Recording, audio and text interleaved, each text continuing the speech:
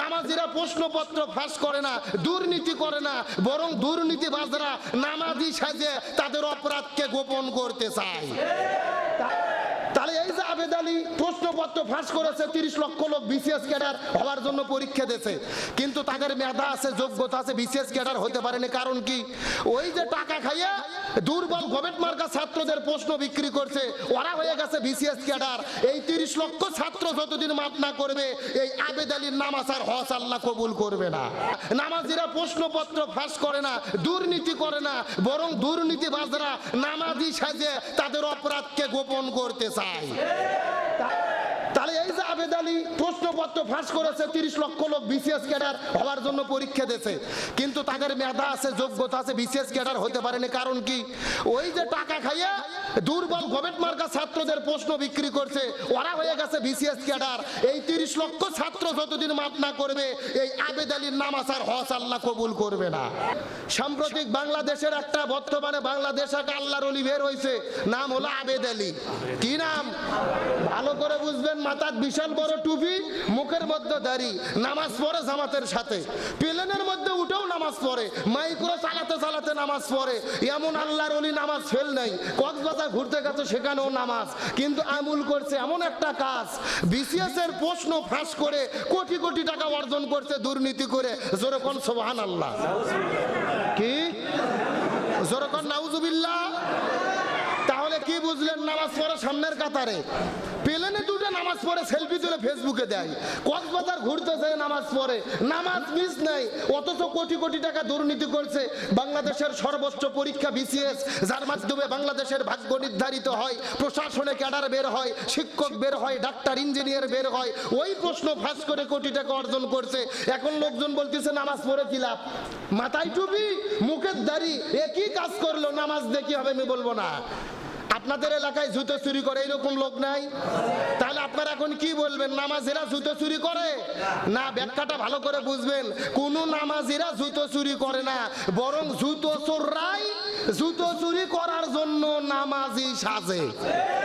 কোন প্রকৃত ব্যক্তিরা প্রশ্নপত্র ফাঁস করে না, নামাজিরা প্রশ্নপত্র ফাঁস করে না, দুর্নীতি করে না, বরং দুর্নীতিবাজরা নামাজি সাজে তাদের অপরাধকে গোপন করতে চায়। তাহলে বোঝা গেল নামাজের দোষ না, কার দোষ? ওই ব্যক্তির দোষ। ওই ব্যক্তির দোষ ঢাকার জন্য কি করে? নামাজ পড়তে আসে, নামাজি সাজে। এই জন্য আল্লাহর কোরআন বলেন, ফাওয়াইলুল লিল মুসাল্লিন, হতাশা তাদের জন্য, আফসোস তাদের জন্য যারা মানুষকে দেখানোর জন্য নামাজ আদায় করে। এখন বলেন, জনগণের সঙ্গে ধোঁকাবাজি করে কোটি কোটি টাকা দুর্নীতি করে যদি নামাজ পড়ে, এর নামাজ দিয়ে কাজ হবে? ও নামাজ পড়তে পড়তে কপালত কালো বেনে ফেলে দিয়েছে, আবার প্রত্যেক বছর হজ করতে যাচ্ছে। যে শুনেছে হাদিসের মধ্যে যে কাবা ঘরে যাওয়ার পরে যদি হাজারে আসওয়াদে কেউ চুমু দেয়, আল্লাহ জীবনের গুনাহ মাফ করে দেয়। এখন ওই লোকটা যায় ওখানে হাজারে আসওয়াদে যায় মুখ দিয়ে ইশারা করতেছে, দৌড়ে যায় হামরি খেয়ে চুমু খাচ্ছে। আপনাদের কি মনে হয় গুনাহ মাফ হবে? আমার তো মনে বলে পাথরের যদি জীবনের হাত থাকতো, ওকে দুই কান ছাড়া তাকে দুটো থাপ্পড় মারতো। কথা কর না কে? আর ওই হাজারে আসাদ বলতো তুই চুমু খাওয়া তো দূরের কথা, জনগণের সাথে যে দুর্নীতি করে কোটি টাকা অর্জন করেছিস, পাথর গিলে খেলেও সারে না বসার লাভ হবে না। এ কথা কন, তুই সোজা মাপ পাওয়া। খুব ভালো করে বুঝবেন, হক হলো দুই প্রকার, একটা হলেন হক্কুল্লাহ, একটা হলেন হক্কুল ইবাদ। আপনি নামাজ পড়েননি, রোজা থাকেননি, হজ করেননি, আল্লাহর কাছে তওবা করেন, আল্লাহ মাফ করবে। কিন্তু আপনি যে আপনার ভাইকে ঠকাইছেন, আপনার বড় ভাই, আপনি ছোট ভাই জমি পাবে 10 বিঘে, ভুলভাল বুঝাইয়া 5 বিঘে দিয়েছেন, 5 বিঘে নিজের নামে লিখে নিয়েছেন, এইরকম আল্লাহর ওলি নাই? এ কতক্ষণ নাই? আবার আপনি বড় ভাই বোন জমি পাবে 2 বিঘে, সোনা ময়না কোল যে টিয়া পাখি বোন বলে জমি 20 শতক দিয়ে বাকিটা 2 নম্বর করে লিখে নিয়েছেন, এইরকম ভাই নাই?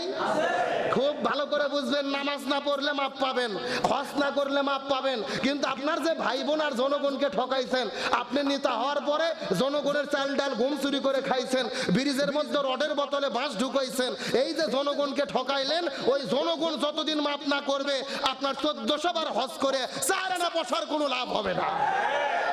তাহলে তাহলে এই যে আবেদ আলী প্রশ্নপত্র ফাঁস করেছে, 30 লক্ষ লোক বিসিএস ক্যাডার হওয়ার জন্য পরীক্ষা দিয়েছে, কিন্তু তাদের মেধা আছে, যোগ্যতা আছে, বিসিএস ক্যাডার হতে পারেনি। কারণ কি? ওই যে টাকা খাইয়ে দুর্বল গবেট মার্কা ছাত্রদের প্রশ্ন বিক্রি করছে, ওরা হয়ে গেছে বিসিএস ক্যাডার। এই 30 লক্ষ ছাত্র যতদিন মাপ না করবে, এই আবেদ আলীর নামাজ আর হজ আল্লাহ কবুল করবে না। তার মানে বোঝা গেল আল্লাহর হক নষ্ট করলে মাপ আছে, কিন্তু বান্দার হক নষ্ট করলে কোনো মাপ। তাহলে বলতেছিলাম মানুষের জীবনে প্রধান দায়িত্ব কিসের? জ্ঞান অর্জন করা। আর একটু জোরে বলেন।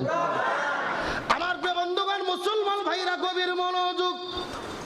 আজকে তাম পৃথিবীর মধ্যে মুসলমানের অশান্তিতে তার একমাত্র কারণ হলো আমরা কোরআন থেকে দূরে সরে আছি। জোরে বলেন, কি থেকে দূরে সরে আছি? আর কোরআন থেকে দূরে সরে থাকলে অশান্তি দান করবে কে? আল্লাহ রাব্বুল আলামিন বলেন, ওয়ামান আরাদা আন যিকরি ফা ইন্না লাহু মাঈশাতান দানকা ওয়া নাহশুরুহু ইয়াউমাল কিয়ামাতি আমা। আল্লাহ রাব্বুল আলামিন বলেন, ওয়ামান আরাদা আন যিকরি, যারা আমার জিকির থেকে মুখ ফিরে নেবে, কোরআন থেকে মুখ ফিরে নেবে, কোরআনের আইন থেকে, বিধান থেকে তার মুখকে সরিয়ে নেবে, ব্যক্তি, পরিবার, সমাজ, রাষ্ট্র, জন্ম থেকে শুরু করে মৃত্যু পর্যন্ত যারা কোরআন মেনে চলবে না, আমি আল্লাহ তাআলা তাদের জীবনে শান্তি রাখবো না, বরং মাঈশাতান দঙ্কা, তাদের জীবনটাকে অশান্তিতে ভরে দেবে কে? আরো জোরে বলেন। আজকে অশান্তির মূল কারণ হলো কোরআন থেকে দূরে সরে আছি। আজকে ব্যক্তিগত জীবনে কোরআন নেই, পরিবারের মধ্যে কোরআন নাই, সমাজের মধ্যে কোরআন নাই, রাষ্ট্রের মধ্যে কোরআন নাই। এখন আমি আপনাদেরকে জিজ্ঞাসা করে বলেন তো দেখি, এই বাংলাদেশের ভেতরে ডাক্তার হয়, ইঞ্জিনিয়ার হয়, ফিজিক্স পারে, কেমিস্ট্রি পারে, বাংলা পারে, গণিত পারে, ইংরেজি পারে, অথচ কোরআন পারে না, এইরকম লোক আছে না নাই? আরো জোরে বলেন। অথচ আমার প্রিয় বন্ধুগণ, মুসলমান ভাইরা, এই বাংলাদেশের বিশিষ্ট একজন ভাষাবিদ ডক্টর মোহাম্মদ শহীদুল্লাহ তার কিতাবের মধ্যে বর্ণনা করে বলেন, এই দুনিয়ার ভেতরে একজন ব্যক্তি যদি বাংলা পারে, ইংরেজি পারে, ফিজিক্স পারে, কেমিস্ট্রি পারে, অথচ কোরআন পড়তে না পারে, এর চাইতে বড় মূর্খ এই দুনিয়ার ভেতরে আর একটাও নাই। বাংলা পারে, ইংরেজি পারে, ফিজিক্স পারে, কেমিস্ট্রি পারে, সব পারে, কিন্তু কোরআন পারে না। ডক্টর মোহাম্মদ শহীদুল্লাহ বলতেছে, এ সবচাইতে বড় কি? এ মূর্খ বলতে লজ্জা লাগে, সবচাইতে বড় কি? আর আমার নবী হাদিস শরীফের মধ্যে একই কথা বলেছেন, যেই ব্যক্তির মধ্যে কোরআন নাই, কোরআনের জ্ঞান নাই, কোরআনের আলো নাই, ওই ঘরটা ঘর না, ওই ঘর হলো উজর গৃহ, ফাঁকা ঘর, ওর ভেতরে কিচ্ছু নাই। তার মানে বোঝা গেল যার কোরআন নাই তার কিচ্ছুই নাই, সে শূন্য। তাহলে বলেন আমাদের লাগবে কি? আলো জোরে বলেন। আমার প্রিয় বন্ধুগণ, মুসলমান ভাইরা গভীর মনোযোগ। আজ থেকে প্রায় 30 বছর আগে ঢাকা বিশ্ববিদ্যালয়ের কিছু ছাত্র যমুনা নদীর মধ্যে ভ্রমণ করার জন্য, ঢাকা বিশ্ববিদ্যালয় থেকে শিক্ষা সফর করার জন্য যমুনা নদীর মধ্যে এসেছে। ওই যমুনায় আসার পরে নৌকার মধ্যে ওঠার পরে যখন নদীর মধ্যে যাওয়া শুরু করলেন, ওই নৌকার মধ্যে যেতে যেতে নৌকা যখন নদীর মধ্যে চলে গেছে, এমন সময় ঢাকা বিশ্ববিদ্যালয়ের ছাত্রগুলো মাঝিকে ডাক দে বলে, মাঝি, এই নদীর শুরু হয়েছে কোথায়, এই নদীর শেষ হয়েছে কোথায়? তোমার কি ইতিহাস সম্পর্কে কোনো জ্ঞান আছে নাকি? ইতিহাস সম্পর্কে যদি তোমার জ্ঞান থাকে কোনো বক্তব্য দাও। এমন সময় মাঝি ডাক দে বলে, ছাত্ররা রে, আমার ইতিহাস সম্পর্কে কোনো জ্ঞান নাই, কোনো বক্তব্য দিতে পারবো না, তবে আমার স্ত্রীর একটা হাঁস আছে যার নাম হলো পাতি হাঁস। কি হাঁস? আরো জোরে বলেন। আমার স্ত্রীর একটা পাতি হাঁস আছে, পাতি হাঁস মাঝে মধ্যে ডিম পারে, ডিমগুলো আমার স্ত্রী ভেজে দেয়, আমি ভাত দিয়ে মজা করে খাই। সুতরাং পাতি হাঁস সম্পর্কে বক্তব্য দিতে পারবো, কিন্তু ইতিহাস সম্পর্কে আমার কোনো জ্ঞান নাই। ছাত্রগুলো ডাকতে বলে, মাঝি রে, ইতিহাস সম্পর্কে যদি তোমার জ্ঞান না থাকে তাহলে তুমি ভালোভাবে জেনে নাও, আমরা গবেষণা করে দেখলাম তোমার জীবনের ভেতরে 16 আনা জীবনের ভেতরে 4 আনা জীবন ব্যথা। 16-র মধ্যে কয় গেল? 4, বাকি থাকে কত? আমার প্রিয় বন্ধুগণ, মুসলমান ভাইরা গভীর মনোযোগ। এই কথা বলার পরে কিছু দূর পরে নৌকা আবার যখন যাইতে যাইতে নদীর মাঝখানে চলে গেল, ছাত্রগুলো জিজ্ঞেস করে বলে, মাঝি ইতিহাস সম্পর্কে তো তুমি কোনো বক্তব্য দিতে পারো নাই, তোমাকে 2 নম্বর প্রশ্ন করি, বলো তো সূর্য কেন পূর্ব দিকে উদিত হয়, কেন পশ্চিম দিকে অস্ত্র যায়? পৃথিবী গোল নাকি সূর্য গোল? পৃথিবী ঘরে নাকি সূর্য ঘরে? তোমার কি বিজ্ঞান সম্পর্কে কোনো জ্ঞান আছে নাকি বলো তো দেখি। মাঝি ডাকতে বলে, বাবুর আরে আমার তো বিজ্ঞান সম্পর্কে কোনো জ্ঞান নাই, বলতে পারবো না, তবে আমার স্ত্রীর একটা ব্যারাম আছে, যেই ব্যারামের নাম হলো মির্কি ব্যারাম। কি ব্যারাম? আমার স্ত্রীর একটা ব্যারাম আছে যার নাম হলো মির্কি ব্যারাম। এই মির্কি ব্যারাম যখন শুরু হয় হঠাৎ করে আমার স্ত্রী অজ্ঞান হয়ে পড়ে যায়, চতুর্দিক থেকে আসার পরে জুতোতে পিটায় তাকে ভালো করতে হয়। অজ্ঞান সম্পর্কে, মির্কি ব্যারাম সম্পর্কে বিজ্ঞান বক্তব্য দিতে পারবো, কিন্তু বিজ্ঞান সম্পর্কে তো আমার কোনো জ্ঞান নাই।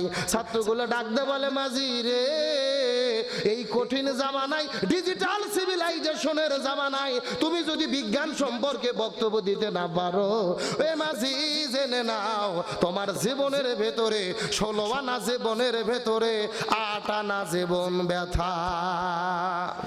16-র মধ্যে কত গেল? বাকি থাকে কত? আমার প্রিয় বন্ধুগণ, মুসলমান ভাইরা গভীর মনোযোগ। এই কথা বলার পরে নৌকা যাইতে যাইতে যখন নদীর মাঝখানে চলে গেল, কিছুক্ষণ পরে ছাত্র আবার জিজ্ঞেস করে বলে, এ মাঝি তোমার কাছে 3 নম্বর প্রশ্ন হলো, বলো তো দেখি কত হাজার টাকায় লক্ষ টাকা হয়, কত লক্ষ টাকায় কোটি টাকা হয়, কত কোটি টাকায় মিলিয়ন টাকা হয়, বলো তো দেখি। তোমার কি গণিত সম্পর্কে কোনো হিসাব জানা আছে নাকি? তুমি কি গণিত সম্পর্কে কোনো বক্তব্য দিতে পারবা? মাঝি ডাকতে বলে, বাবুর আরে আমার কাছে তো লক্ষ কোটি টাকার হিসাব জানা নাই, লক্ষ কোটি টাকার হিসাব দিতে পারবো না, তবে নদীর এই পার থেকে ওই পারে একজন মানুষকে নিয়ে গেলে আমাকে দেয় 5 টাকা। জোরে বলেন কয় টাকা?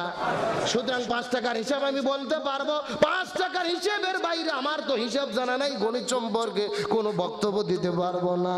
এমন সময় ঢাকা বিশ্ববিদ্যালয়ের ছাত্রগুলো ডাকতে বলে, মাঝি রে তুমি যদি গণিত সম্পর্কে বক্তব্য দিতে না পারো, আমরা বলে দিলাম মাঝি রে তোমার জীবনের ভেতরে 16 আনা জীবনের ভেতরে 12 আনা জীবন ব্যথা। কয় আনা গেল? বাকি থাকে কয় আনা? আমার প্রিয় বন্ধুগণ, মুসলমান ভাইরা গভীর মনোযোগ। এই কথা বলার পরে নৌকা যাইতে যাইতে যখন নদীর মাঝখান পার হয়ে গেছে, লক্ষ্য করে দেখে মাঝে উত্তর দিকে, উত্তর আকাশে কালো মেঘ যখন ধেয়ে এসতেছে, মেঘ কালো আকার থেকে লাল আকার ধারণ করে যখন নদীর দিকে ধেয়ে চলে আসতেছে, কাল বৈশাখী যখন ঝড় হয় ওই উত্তর আকাশের দিকে লক্ষ্য করে দেখবেন কালো মেঘগুলো মাঝে মধ্যে কালো হয়, আবার মাঝে মধ্যে লাল আকার ধারণ করে। এমন সময় মাঝি ডাকতে বলে, ছাত্ররা আমি আমার জীবনের ভেতরে এইরকম কাল বৈশাখী ঝড়ের মধ্যে নদীর মধ্যে 2 বার পড়েছিলাম। জোরে বলেন কয়বার? এই ঝড়টা যখন কাল বৈশাখী আকারে শুরু হয়ে যায়, এই নৌকাটা নদীর মধ্যে ডুবে যায়। এই নৌকা ডুবে যাওয়ার পরে যারা সাঁতার জানে সাঁতার দিয়ে দিয়ে দিয়ে দিয়ে পারে উঠতে পারে, আর যারা সাঁতার জানে না ফিরাউনের মধ্যে হাবুডুবু, ফিরাউনের মতো হাবুডুবু খাইয়া পানির মধ্যে মারা যায়। এ ঢাকা বিশ্ববিদ্যালয়ের ছাত্ররা, এখন আমি তোমাদেরকে জিজ্ঞেস করতে চাই, বলো তো ওরে ঢাকা বিশ্ববিদ্যালয় প্রাচ্যের অক্সফোর্ডের ছাত্ররা, বলো তো দেখি এই গভীর নদীর মধ্যে যখন নৌকা ডুবে যাবে আমার বড় জানতে ইচ্ছা করে, বলো তো এ ছাত্ররা রে তোমরা কি নদীতে সাঁতার দিতে জানো? আল্লাহু আকবার বলেন। এই কথা বলার পরে সমস্ত ছাত্রদের মুখের মধ্যে টেনশন শুরু হয়ে গেল। নৌকা যখন নদীর মধ্যে ডুবে যাবে, সাঁতার না জানলে তো বাঁচতে পারবো না, নদীর মধ্যে ডুবেই তো আমাদের মরে যেতে হবে। ছাত্রগুলো কান্না করতে করতে বলে, মাঝি ওই ঢাকা বিশ্ববিদ্যালয় আমাদেরকে ফিজিক্স শিখাইছে, কেমিস্ট্রি শিখাইছে, বাংলা শিখাইছে, ইংরেজি শিখাইছে, কিন্তু ঢাকা বিশ্ববিদ্যালয় আমাদেরকে তো সেই জায়গার মধ্যে সাঁতার শেখায় নাই। এই কথা বলার পরে মাঝি তখন মুচকি এসে ডাকতে বলে, বিশ্ববিদ্যালয়ের ছাত্ররা তোমরা বাংলা জানো, অঙ্ক জানো, ফিজিক্স জানো, কেমিস্ট্রি জানো, কিন্তু এই গভীর নদীর ভেতরে তোমরা যখন ঝড় শুরু হয়ে নৌকা নদীর মধ্যে ডুবে যাবে, তোমরা যদি সাঁতার দিতে না পারো রে, আমি মাঝি বলে দিলাম তোমাদের জীবনের ভেতরে 16 আনা জীবনের ভেতরে 16 আনা জীবনী ব্যথা।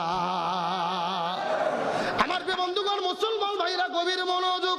শুধুমাত্র ঠিক বলার জন্য এই ঘটনাটা আপনাদেরকে বলি নাই, এর মধ্যে আপনাদেরকে আমি একটা মেসেজ দিতে চাই। ওই হাসরের ময়দানে মানুষের মাথার উপরে যখন সূর্য চলে আসবে, মানুষ যখন আল্লাহ যখন বিচার শুরু করবে, স্বামী যখন স্ত্রীর পরিচয় দেবেন, স্ত্রী যখন স্বামীর পরিচয় দেবে না, ওই হাসরের ময়দানে আল্লাহ তাআলা আমাদেরকে দিকে তাকানোর পরে, আপনার আমার শরীরের মধ্যে তাকানোর পরে, আল্লাহ যদি কোরআন দেখতে না পারে, কোরআনের আলো দেখতে না পারে, কোরআনের আমল দেখতে না পারে, ওই হাসরের ময়দানে আমাদেরকেও কিন্তু ভাসতে ভাসতে জাহান্নামের দরজায় কিন্তু আমাদেরকে যেতে হবে।